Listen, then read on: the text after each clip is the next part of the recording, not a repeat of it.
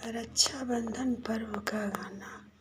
सोहर अंगने में खड़ी है रानिया माता, हाथ मेरा खिया ले ले, हाथ मेरा खिया ले ले हो।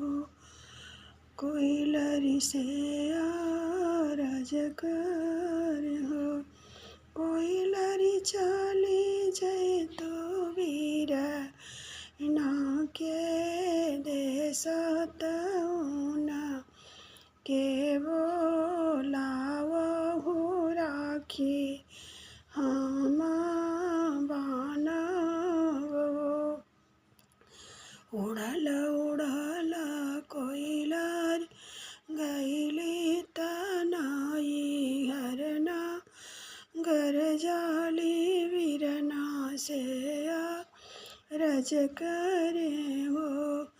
राजा तोरी बहिना खड़ी आंगनवा तुंग के बोलावे तरखियावा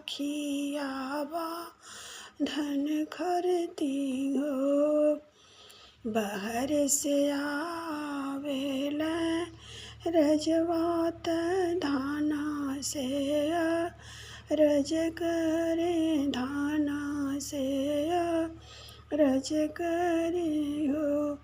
दाना बानी देहु गढ़ुएग ठरियात देई दचो नरिया बहिन से मिले जइबे तरखियाव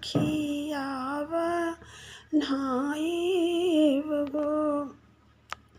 इतनी बचनी भौजी सुनली तयड़ पीता डपी बोले, अड़ पीता डपी बोले हो।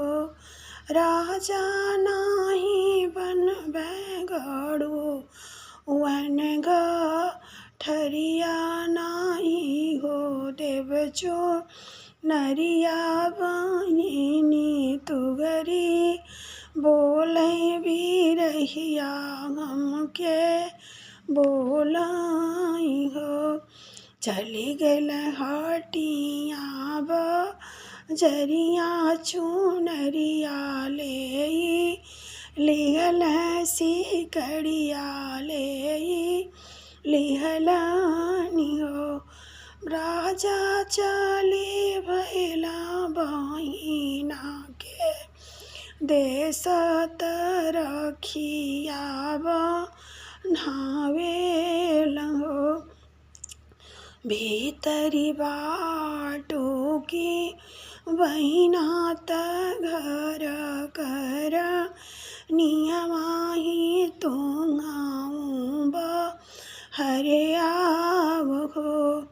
बहिनाया जो रक्षा धन का दिनवा राखिया में बानवो ने गयापन ले ले हो।